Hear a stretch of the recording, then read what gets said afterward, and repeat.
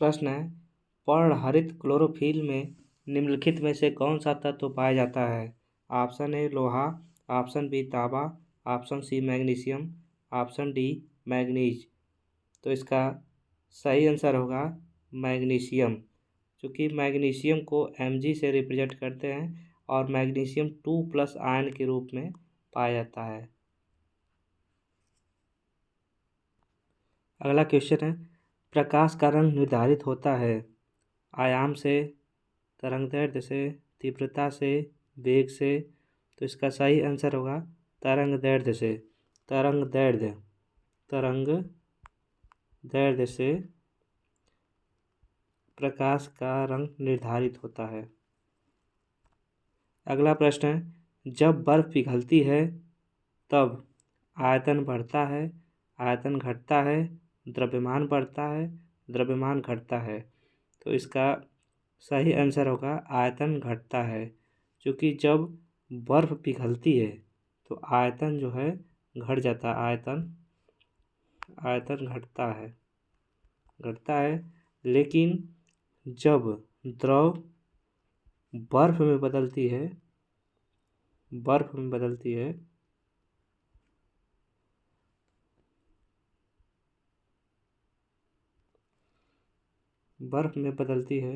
तो आयतन बढ़ता है। अगला प्रश्न है, पराश्रव्य में वे ध्वनियाँ हैं जिनकी आवृत्ति होती है। ऑप्शन ए 20,000 हर्ट्ज से अधिक, ऑप्शन बी 10,000 हर्ट्ज से कम, ऑप्शन सी 1,000 हर्ट्ज के बराबर, ऑप्शन डी 15,000 हर्ट्ज से कम। इसका सही आंसर होगा ऑप्शन ए 20,000 हर्ट्ज से अधिक। अगला प्रश्न है, विटामिन शब्द का प्रयोग सर्वप्रथम किसने किया था? तो विटामिन शब्द का प्रयोग सर्वप्रथम फंक ने किया था। फंक ने विटामिन शब्द का प्रयोग किया था। अगला प्रश्न है, मिट्टी के घड़े में निम्न में से किस क्रिया के कारण जल ठंडा रहता है? ऑप्शन ए द्रवण, ऑप्शन बी वाष्पीकरण, ऑप्शन सी ऊर्ध्वपातन, ऑप्शन डी इनमें से कोई नहीं। तो इसका सही आंसर होगा वाष्पीकरण। अगला प्रश्न है, DNA के द्विहेलिक्स प्रारूप को पहली बार किसने प्रस्तावित किया था? ऑप्शन ए लैमार्क तथा डार्विन ने, ऑप्शन बी वाटसन तथा क्रिक ने, option C Hugo de Vries ने, ऑप्शन डी अरस्तू ने। तो इसका सही आंसर होगा वाटसन एवं क्रिक ने। DNA के डबल हेलिक्स मॉडल वाटसन और क्रिक ने दिया था। वाटसन एंड क्रिक, CRIC क्रिक ने दिया था। अगला प्रश्न है, दूध का धवल रंग निम्नलिखित में से किसकी उपस्थिति के कारण है? Option A lactose, option B albumin, option C carotene, option D casein. तो दूध का धवल रंग जो है केसीन के कारण होता है, जबकि दूध का जो पीलापन होता है, वो कैरोटीन के कारण होता है। अगला प्रश्न है, लोलक घड़ियां गर्मियों में सुस्त हो जाती हैं क्योंकि गर्मियों में दिन लंबे होते हैं, कुंडली में घर्षण होता है, लोलक की लंबाई बढ़ जाती है, लोलक के भार में परिवर्तन हो जाता है। तो इसका सही आंसर होगा लोलक की लंबाई बढ़ जाती है। अगला प्रश्न है, डेंगू बुखार में मानव शरीर में निम्नलिखित में से किसकी कमी हो जाती है? प्लेटलेट्स की, हीमोग्लोबिन की, शर्करा की, जल की। तो इसका सही आंसर होगा ऑप्शन ए प्लेटलेट्स की, क्योंकि यह डेंगू बुखार एक वायरल फीवर है।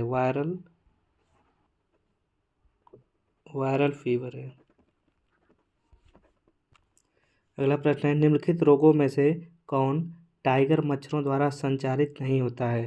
पीत ज्वर, डेंगू, चिकनगुनिया, जापानी एन्सेफेलाइटिस। तो इसका सही आंसर होगा ऑप्शन डी, जापानी एन्सेफेलाइटिस। अगला प्रश्न है, बच्चों में प्रोटीन की न्यूनता के कारण जो रोग उत्पन्न होता है वह है। Option A marasmus, option B pellagra, option C beriberi, option D rickets. तो इसका सही आंसर होगा मैरास्मस। चूँकि भोजन में प्रोटीन की कमी हो जाए, प्रोटीन की कमी होने पर बच्चों की शारीरिक वृद्धि रुक जाती है, बच्चों की शारीरिक वृद्धि रुक जाती है, वृद्धि रुक जाती है।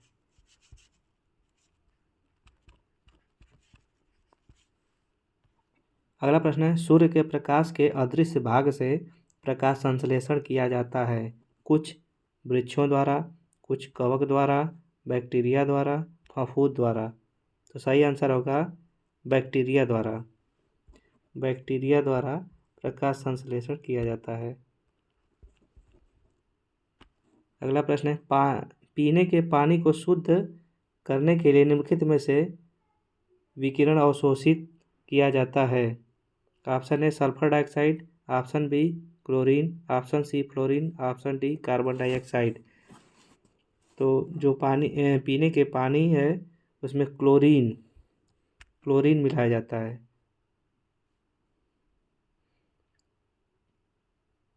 जो क्लोरीन जो है चूने के साथ पानी के साथ मिलकर ब्लीचिंग पाउडर बनाता है, CaOCl2 ब्लीचिंग पाउडर बना लेता है, जिसकी वजह से पानी साफ हो जाता है।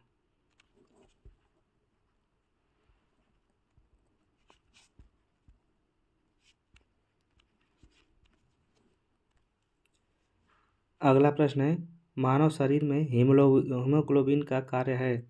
ऑक्सीजन का परिवहन करना, जीवाणु को नष्ट करना, रक्त अल्पता को रोकना, लौह को उपयोगी बनाना। तो सही आंसर होगा इसका ऑप्शन है ऑक्सीजन का परिवहन करना। क्योंकि ऑक्सीजन जो है हीमोग्लोबिन के साथ मिलकर ऑक्सी हीमोग्लोबिन बनाता है, ऑक्सी हीमोग्लोबिन बनाता है।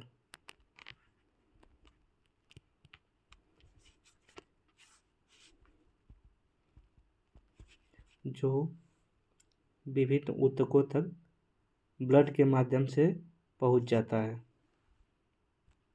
अगला प्रश्न है, CNG है कंप्रेस्ड नेचुरल गैस, साइनोजेट natural gas, condensed nitrogen gas, controlled natural gas. तो इसका सही आंसर होगा compressed natural gas. Compressed natural gas CNG का फुल फॉर्म है। अगला प्रश्न है, निम्नलिखित युग्मों में से कौन सही सुमेलित है। सल्फर डाइऑक्साइड दांत से संबंधित है, फ्लोराइड प्रदूषण भोपाल गैस त्रासदी से संबंधित है, मिथाइल आइसोसाइनेट अम्ल वर्षा संबंधित है, ओजोन छिद्र त्वचा कैंसर से संबंधित है। तो ओजोन जो है, ओजोन छिद्र हो जाने पर विकिरण के वजह से त्वचा कैंसर हो जाता है। तो अतः ऑप्शन डी सही है। अगला प्रश्न है, CFL का पूर्ण रूप है compact fluorescent lamp, centrally fixed lamp, chemical fluorescent lamp, condensed fluorescent lamp. तो इसका सही आंसर होगा option A compact fluorescent lamp, CFL compact fluorescent lamp. अगला प्रश्न है, सूची फर्स्ट को सूची सेकंड से सुमेलित कीजिए तथा सूचियों के नीचे दिए गए कूट का प्रयोग करते हुए सही उत्तर चुनिए। सूची फर्स्ट और सूची सेकंड। Vitamin C